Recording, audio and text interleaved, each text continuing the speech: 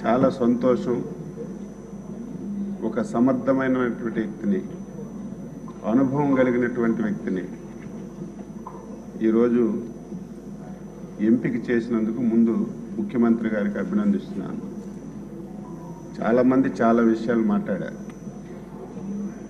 అందులో ముఖ్యమంత్రి గారు సుదీర్ఘమైనటువంటి రాజకీయ అనుభవం కలిగినటువంటి వ్యక్తి. ఆయన సుదీర్ఘ అనుభవంలో గత 5 సంవత్సరాలు ఒకసారి మనం ఆలోచన చేస్తే ఆయన నిద్ర లేనటువంటి రాత్రులు ఎన్నో గడిపారు. ఆ రోజు ఆయన నాయకత్వంలో రాష్ట్ర పార్టీ అధ్యక్షుడిగా పనిచేశారు. ఇటు పార్టీని కాపాడడంతో పాటుగా, పార్టీలో ఉన్నటువంటి నాయకుల్ని కాపాడడంతో పాటుగా, సమాజంలో గత ప్రభుత్వం వల్ల ఎవరెవరికి ఇబ్బందులు జరిగాయో పార్టీలకు అతీతంగా ప్రతి ఇష్యూని ఒక సీనియర్ నాయకుడిగా, ఒక అనుభవం ఉన్నటువంటి నాయకుడిగా ఆ రోజు పనిచేసిన విషయాన్ని నేను గుర్తు చేస్తున్నాను. గత 5 సంవత్సరాల్లో నా అరెస్ట్ నుంచి ప్రారంభమైంది. ఎప్పుడు మనం రాజకీయాల్లో అధికారంలో ఉంటే ప్రభుత్వం తరపున సేవలు అందిస్తాం, ప్రతిపక్షంలో ఉంటే ప్రజల పక్షాన మనం సమస్యలు ప్రభుత్వం దృష్టికి తీసుకొచ్చి పరిష్కరిస్తాం. కానీ గత 5 సంవత్సరాలు అటువంటి పరిస్థితి ఆంధ్రప్రదేశ్లో మనం చూడలేదు. అటువంటి ప్రభుత్వాన్ని మనం చూసాం ఫస్ట్ టైం. ఆ రోజు ఒక వ్యక్తి, ఆ వ్యక్తి పేరు కూడా మనం మాటికి మాట్లాడుకోం. ఇన్ని సంవత్సరాలుగా రాజకీయం చూస్తున్నాం ఆంధ్రప్రదేశ్ రాష్ట్రంలో.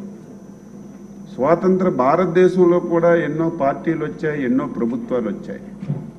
కానీ ఒక దుర్మార్గమైనటువంటి ఆలోచన, ఈ రాష్ట్రానికి నేను ముఖ్యమంత్రి అయ్యాను, ఈ రాష్ట్రంలో శాశ్వతంగా నేనే ముఖ్యమంత్రిగా ఉండాలి, ఈ రాష్ట్రంలో నా ఒక్క రాజకీయ పార్టీ ఉండాలి, ఇంకొక పార్టీ ఉండకూడదని ఒక ఆలోచనతో డే 1 నుంచి కూడా ఆ రోజు పనిచేసిన విషయాన్ని ఒకసారి నేను గుర్తు చేసుకుంటున్నాను. అందులో భాగంగా కక్ష సాధింపు చర్యలన్నీ కూడా మొదలయ్యాయి. ఎవరైతే ఆ రోజు ప్రభుత్వం పైన, ప్రభుత్వ నిర్ణయాలపైన, ప్రభుత్వం చేసినటువంటి తప్పుడు విధానాలపైన గొంతెత్తి మాట్లాడారు, ఒక్కొక్కరికి కేసులు పెట్టి అరెస్టులు చేసి ఏ విధంగా హింసించారో మనందరం కూడా చూసాం. అందులో భాగంగా మీరు కనీసం ఆ పార్టీ గుర్తు మీద గెలిచినటువంటి పార్లమెంట్ సభ్యులు మీరు కనీసం ఆ ఆలోచన చేయాలి. ఆ రోజు మీరు 151 స్థానాలతో ఆంధ్రప్రదేశ్ ప్రజలు గెలిపించారు. మీరు ముఖ్యమంత్రిగా చేసినటువంటి నిర్ణయాలు సరిగా లేవు, దీనివల్ల రాష్ట్రంలో అనేక ఇబ్బందులు జరుగుతున్నాయని చెప్పి మీరు ఆయన మంచి గురించి, ఆయన నడవడిక మార్చుకోవడం గురించి మీరు గొంతెత్తి మాట్లాడితే, సొంత పార్టీ ఎంపీ అని చూడకుండా మీకు ఎన్ని ఇబ్బందులు పెట్టారో అందరూ కూడా చెప్పారు. ఆ రోజు నాకు బాగా గుర్తు, కరెక్ట్గా 2 గంటలకి మీకు ఎప్పుడైతే అరెస్ట్ చేశారో ఫస్ట్ అధ్యక్షుల వారు ఫోన్ చేసి, ఆయన ఏ పార్టీ అయినా, మన పార్టీతో సంబంధం లేకపోయినా మనం దీని మీద స్టాండ్ తీసుకోవాలి, ఆయనకు మనం మద్దతుగా ఉండాలని చెప్పి, ఏ రోజైతే మీకు అరెస్ట్ చేశారో ఆ నిమిషం నుంచి మళ్ళీ మిలిటరీ ఆఫీసులో మీరు రిలీజ్ అయ్యి హాస్పిటల్లో మీ ఇంటికి చేరినంత వరకు ప్రతి నిమిషం మానిటరింగ్ చేసినటువంటి వ్యక్తి, సమాజ శ్రేయస్సు కోరినటువంటి వ్యక్తి చంద్రబాబు నాయుడు గారు. ఆ రోజు ఎవరు మాట్లాడలేకపోయారు, ఎవరు బయటికి రాలేకపోయారు. ఢిల్లీలో ఒక రిప్రజెంటేషన్ ఇద్దామంటే ఎవరు పలికినటువంటి పరిస్థితి లేదు. అప్పటికప్పుడు మా పార్లమెంట్ సభ్యుల్ని చెప్పి రిప్రజెంటేషన్స్ ఇచ్చి లాయర్స్తో మాట్లాడి ఏం జరుగుతుందో ఆ రోజు పర్యవేక్షించి ప్రజాస్వామ్యాన్ని కాపాడడానికి ఇటువంటి వ్యక్తులకు మనం రక్షణ లేకపోతే ఈ రాష్ట్రం చాలా దారుణంగా తయారవుతుందని అనునిత్యం నీకే కాదు మాకే కాదు ఒక సామాన్య పౌరుడికి చిన్న ఇబ్బంది జరిగినా మన బాధ్యతగా మనం చేయాలని చేసినటువంటి వ్యక్తి చంద్రబాబు నాయుడు గారు. అందులో మీకు పడినటువంటి కష్టాల్లో ఆ రోజు మేము కూడా భాగస్వామ్యం. ఈరోజు చూస్తున్నాం అసలు ఏమనాలి, దానికి కొన్ని బ్లూ మీడియా వత్తాసు పలుకుతున్నారు. ఈరోజు ఒక పార్టీ శాసనసభలో కనిపించడం లేదు. ఆ రోజు మేము చంద్రబాబు నాయుడు గారు ఫ్యామిలీని అవమానపరిస్తే నేను బయటికి వెళ్తాను, కానీ మీరెట్టి పరిస్థితుల్లో బయటికి రావడానికి వీల్లేదు, శాసనసభలో చివరి నిమిషం వరకు ఉండాలి, ప్రజా సమస్యలపైన పోరాటం చేయాలి, మైక్ ఇవ్వకపోయినా అవమానం పరిచిన మన డ్యూటీని మనం నిర్వహించాలని చివరి నిమిషం వరకు ఎన్నో అవమానాలు భరించాం. అవమానాలంటే మామూలు అవమానాలు కాదు, దారుణాతి దారుణంగా ప్రజాస్వామ్యంలో అలాంటి మాటలు ఎవరు కూడా మాట్లాడరు. ఆ రకంగా మాకు హింస పెట్టినా మా డ్యూటీ మేము చేశాం.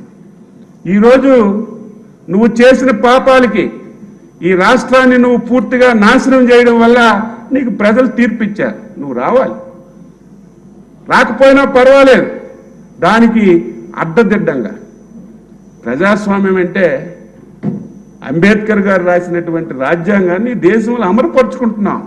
ఎవరమైనా సరే, ఏ రాజకీయ పార్టీ అయినా అది జరిగి తీరాలి. కానీ నేను 5 సంవత్సరాలు అంబేద్కర్ రాజ్యాంగాన్ని పూర్తిగా పక్కన పడేశాను, రాజారెడ్డి రాజ్యాంగాన్ని నడిపాను, నా ఇష్టం వచ్చినట్టుగా చేశాను. ఈరోజు అధికారం పోయినా నా రాజారెడ్డి రాజ్యాంగమే నడాలని మొండికేసుకొని కూర్చున్నా. ఎక్కడైనా ఉందా? శాసనసభకు నేను వెళ్ళడానికి ఇష్టం లేదు, అచ్చెన్నాయుడు గారు, చంద్రబాబు నాయుడు గారు, లోకేష్ గారు నన్ను కొచ్చిన్లేసి ఇబ్బంది పెడతారు, లేకపోతే కావాలని రఘురామకృష్ణరాజు గారికి డిప్యూటీ స్పీకర్లో పెట్టి నన్ను అవమానపరుస్తారు అని చెప్పి నువ్వు శాసనసభకు రాకపోతే మాకేం అభ్యంతరం లేదు.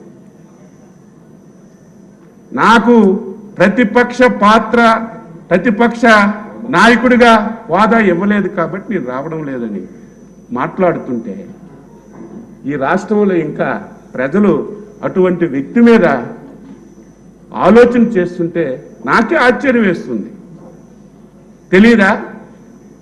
ప్రతిపక్షం అంటే తెలీదా? ప్రతిపక్షానికి ఎన్ని సీట్లు రావాలో తెలీదా? ఆ సీట్లు రాకపోతే ప్రతిపక్ష హోదా ఎవరని ప్రతి ఒక్కరికి తెలుసు. అయినా అడ్డంగా మాట్లాడి నేను ప్రతిపక్ష హోదా ఇస్తేనే శాసనసభకి వెళ్తామని అడ్డగోలుగా మాట్లాడుతున్నాను. ఒక వారం 10 రోజుల నుంచి ప్రభుత్వం ప్రజాస్వామ్యబద్ధంగా 5 మాసాలు చూశాం. చంద్రబాబు గారి నాయకత్వంలో 5 సంవత్సరాలు ఇబ్బంది పడ్డాం. కానీ వారిలాగే మనం కక్ష సాధింపు చర్యకు దిగితే, వాళ్ళలాగే చర్యకు ప్రతిచర్య చేస్తే ఇప్పటికే ఈ రాష్ట్రం నష్టపోయింది. మనం కూడా అదే విధంగా చేస్తే మన రాష్ట్రానికి భవిష్యత్తు ఉండదు. మనం ప్రజాస్వామ్యబద్ధంగా చేద్దాం. ఎవరు చట్టాన్ని వ్యతిరేకించినా, చట్టం వ్యతిరేక నిర్ణయాలు తీసుకున్నా చట్ట ప్రకారమే ముందుకెళ్దామని 5 మాసాలు సహనంతో, ఓర్పుతో ఉన్నాం. కానీ వైసీపీ నాయకుల్లో మార్పు రాలేదు. అనునిత్యం ఏ సోషల్ మీడియా చూసినా, ఎక్కడ ఎవరు మాట్లాడినా మా ముఖ్యమంత్రి గారు, ఉప ముఖ్యమంత్రి గారు, మా లోకేష్ బాబు గారికి దళిత హోంమంత్రిని చూడకుండా ఇష్టానుసారంగా బండబూతులు, వినడానికి వినలేనటువంటి మాటలతో సోషల్ మీడియాలో పోస్టులు పెడుతుంటే,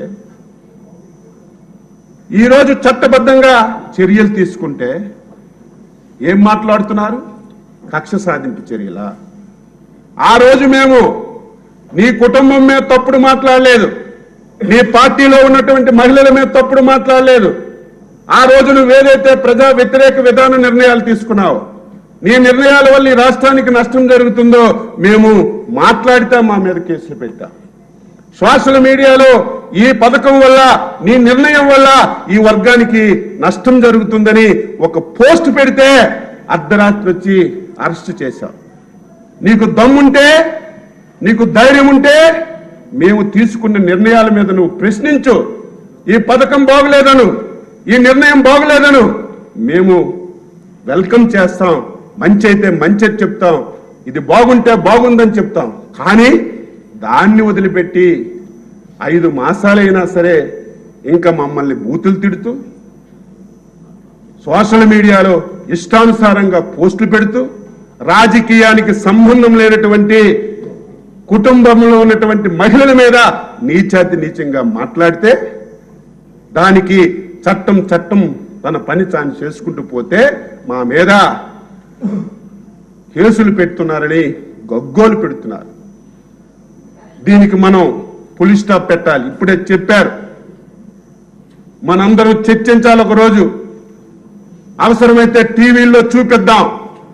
వాళ్ళు ఏవైతే పోస్టులు పెట్టారు, వాళ్ళు ఏ విధంగా మనందరినీ ఇన్సల్ట్ చేస్తున్నారు, అవమానపరుస్తున్నారు, సభ్య సమాజానికి తెలియాలి. తెలిసి ముఖ్యమంత్రి గారి నాయకత్వంలో ఒక పటిష్టమైనటువంటి చట్టం చేసి, ముఖ్యమంత్రి గారు మొదటి రోజే చెప్పారు, ఇదేదో వైసీపీ నాయకులకు కాదు, మా తెలుగుదేశం వాళ్ళైనా, జనసేన అయినా, బీజేపీ అయినా, ఎవరైనా సరే మహిళలు కించపరిస్తే ఒకే విధంగా చట్టాన్ని అమలు చేస్తామని చెప్పారు. నువ్వు అలా కాదే, కక్షగట్టి ఆ రోజు మమ్మల్ని ఇబ్బంది పెట్టిన విషయాన్ని ఒక్కసారి మీ ద్వారా రాష్ట్ర ప్రజలకు గుర్తు చేస్తున్నారు. కొన్ని బ్లూ మీడియా వాళ్ళు ఆయనకి ప్రతిపక్ష హోదా ఇవ్వాలని రాస్తున్నారు. ఆయనకి చదువు సంధ్య లేకపోయినా, జ్ఞానం లేకపోయినా కనీసం మీకైనా ఉండాలి కదా. ఎలా ఇస్తారు చెప్పాలి. మీరు రాయాలి. ప్రజాస్వామ్య వ్యవస్థలో ఎప్పుడు అధికారం ఉండదు, ఎప్పుడూ ప్రతిపక్షం ఉండదు. మా నాయకుడు 45 సంవత్సరాల్లో అధికారం ఉన్నా, ప్రతిపక్షం ఉన్నా, 21 మంది ఉన్నా నిరంతరం ప్రజల పక్షాన పోరాటం చేసినటువంటి వ్యక్తి మా నాయకుడు చంద్రబాబు నాయుడు. అధికారం అంటే నువ్వెందుకు, ఎవడైనా చేస్తాడు. అధికారం లేకపోయినప్పుడే ప్రజల పక్షాన పోరాటం చేయాలి. ఏది ఏమైనా సరే ఒక సమర్థవంతమైనటువంటి నాయకుడిగా మీకు ఆ స్థానంలో కూర్చోబెట్టారు. నాకు ఒక ఆశ ఉంది. 5 సంవత్సరాలు ఒక్క రోజైనా నేను కోరుకున్న వ్యక్తి ఇక్కడికి రావాలి, మీరు ఆ స్థానంలో ఉండాలి, నాకు 1 గంట సమయం ఇవ్వాలి. అప్పుడు అన్నీ మంచి జరగాలి, నేను అనుకున్నది జరగాలి. నేనేదో గంట సమయం ఇస్తే వాళ్ళలాగా బూతులు తిట్టను, వాళ్ళలాగా వల్గర్గా మాట్లాడను.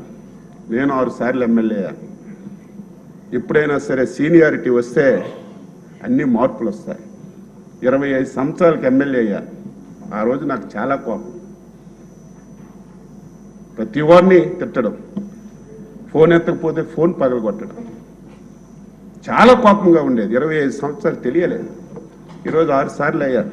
కోపం అనే నరమే లేదు. ఎవడేమనుకున్నా సరే మంచి అయితే తీసుకుంటాం, చెడు అయితే వదిలేస్తాం, మంచి సలహా అయితే అమలు చేస్తామని అనుభవంతోనే ముందుకు వస్తుంది. మీకు మంచి అనుభవం ఉంది. ఇదేదో అందరం చెప్పామని మీరు మూతికి ప్లాస్టర్ వేసుకుంటే ఇప్పటికే ఇది సప్పగా ఉంది సభ, ప్రతిపక్షం లేక. మీరు మీ పదునైనటువంటి మాటలతో ఎక్కడ కూడా క్రమశిక్షణ లోపించకుండా ఆంధ్రప్రదేశ్ శాసనసభ 5 సంవత్సరాలు, ఆంధ్రప్రదేశ్ శాసనసభ అంటే ఒక అసహ్యమైనటువంటి సభ. ఆ సభలో బూతులు తప్ప, తిట్టుకోవడం తప్ప, అవమానించడం తప్ప ప్రజా సమస్యల మీద మాట్లాడినటువంటి సందర్భాలు లేవని 5 సంవత్సరాలు ఆంధ్ర ప్రజలు, దేశ ప్రజలందరూ మాట్లాడారు. మళ్ళీ అదే సభని మన నాయకుడు చంద్రబాబు గారి నాయకత్వంలో ఆంధ్రప్రదేశ్ శాసనసభ ఈ దేశానికి ఒక రోల్ మోడల్ కావాలి. ఆంధ్రప్రదేశ్ మళ్ళీ పునర్నిర్మించడానికి ఇది ఒక వేదిక కావాలి.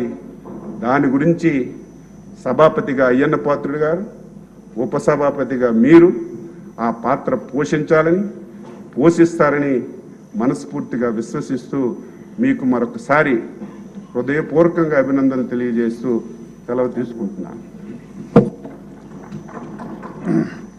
నేనెంతో అభిమానించే నా అభిమాన యువ నాయకుడు